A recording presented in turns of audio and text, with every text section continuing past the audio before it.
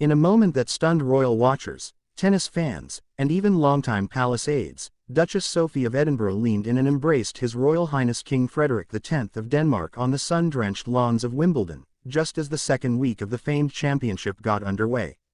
The unexpected moment, so simple in its gesture yet thunderous in its implications, was not just a fleeting embrace between royals. It marked the fusion of two powerful royal realms, British and Danish, amid an international spectacle of sport, style, and symbolism.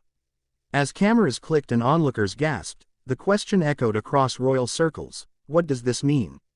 Wimbledon has long been the home of understated elegance and traditional British pageantry. The royal box isn't just a seat, it's a stage. For decades, members of the British royal family have taken their place alongside dignitaries, celebrities, and heads of state. But no one expected to see Duchess Sophie, radiant in a crisp pastel ensemble, extend such an emotional and almost cinematic gesture toward the recently crowned King Frederik of Denmark. The king, suave in his tailored linen suit with a hint of Scandinavian cool, welcomed the Duchess with a warm smile and a subtle nod that seemed to acknowledge both familiarity and respect. What appeared at first to be a courteous greeting quickly turned into something far more significant. Sophie leaned in, placed a gloved hand lightly on Frederik's arm, and embraced him briefly but affectionately, a move that broke through the usually reserved protocols of royal etiquette. The scene unfolded before a crowd filled with Wimbledon elite, members of the press, and global spectators watching the livestream. Almost immediately, social media erupted in a frenzy, with hashtags like Royal Embrace, Sophie and Frederik, and Wimbledon Royals trending worldwide within minutes. While casual fans might dismiss the moment as a friendly gesture between royal acquaintances, royal insiders and body language experts were quick to analyze the nuances. Duchess Sophie, known for her poise and discretion, does not often display overt affection in public, especially with foreign monarchs. And King Frederik, recently navigating the weight of a new reign following Queen Margrethe's abdication, has become a figure of serious stature in Denmark. So why this embrace, and why now? Observers close to both royal households suggest that this moment may signify a growing bond between the two families. The British and Danish monarchies have long been intertwined through centuries of shared ancestry, diplomatic alliances, and cultural exchange. But personal relationships have varied. Duchess Sophie, often described as the quiet power behind Prince Edward, has stepped into a more prominent role in recent years, especially after Queen Elizabeth II's passing and amid ongoing health challenges faced by King Charles III and Princess Catherine. Her increased presence at royal functions, both domestic and international, has made her a symbol of continuity and grace. In contrast, King Frederik's ascension to the Danish throne in early 2024 marked a significant generational shift.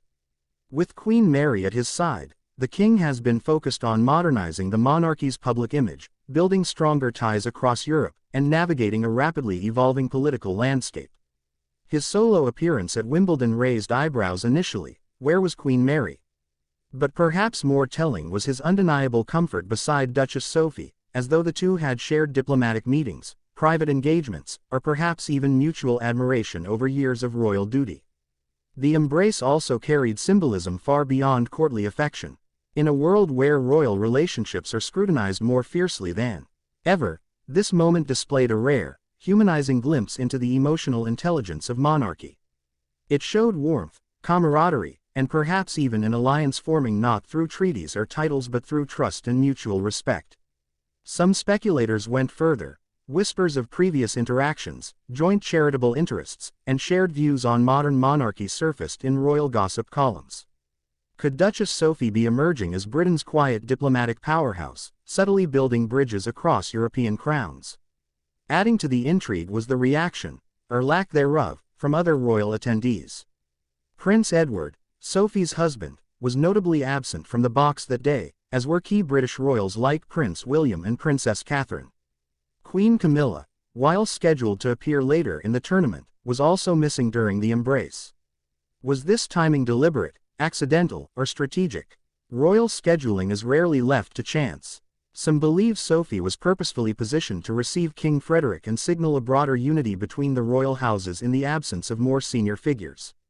As the day progressed, the two were seen exchanging brief conversations, sharing laughter, and watching the match with an ease that belied the decades of rigid royal protocol.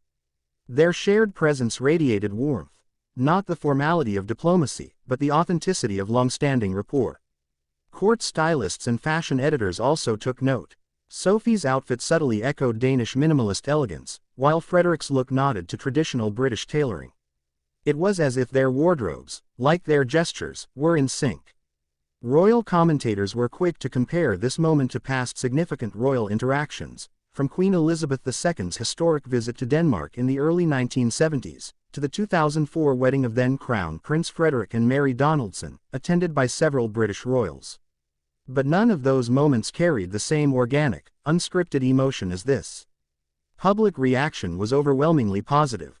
Social media threads filled with praise for Sophie's warmth, Frederik's openness, and the fresh light this cast on modern monarchy. Finally, royals acting like real people, wrote one viewer on formerly Twitter. This is what diplomacy should look like. Others speculated on potential collaborations between British and Danish royal charities, hinting that this embrace might be the prelude to greater joint efforts on mental health, youth development, or sustainability. Yet, amid the admiration, questions remain. Where was Queen Mary? How will the Danish press interpret their king's highly publicized moment with a British duchess? Is this the beginning of a new soft power relationship, or simply a genuine show of affection between old friends? And what might this mean for Duchess Sophie's evolving role in a royal family facing transition and challenge? As Wimbledon continues and the summer unfolds, royal watchers will no doubt be keeping a closer eye on Sophie, Frederik, and the subtle cues exchanged across international royal stages. The embrace may have lasted only seconds, but its impact is set to reverberate across royal circles for months to come. And now, over to you. What do you think this surprising royal embrace truly means?